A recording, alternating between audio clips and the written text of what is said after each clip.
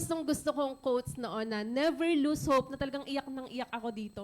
Never lose hope just when you think it is over, God sends you a miracle. Kasi yung time na 2018, walang-wala na talaga. Talagang inano lang ako nung asawa ko na pinilit lang ako na magpa-check up, bumalik uli sa simbahan, magsimba ng magsimba.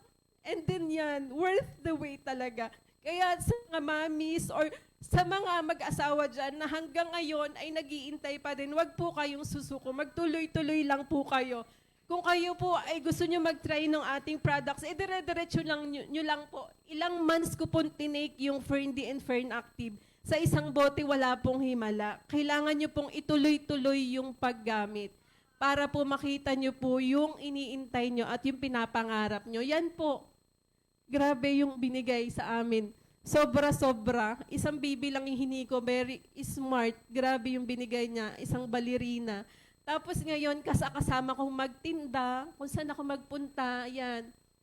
Kasama ko siya, parang sila, yung panganay is our lucky charm and yung isa naman yung aming rainbow baby. Kasi nga, talagang yung pinakamagandang biyaya sa iyo ay talagang kailangan mong paghirapan talaga.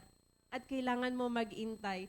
Worth the wait po talaga yung nangyari dyan. So, yan po.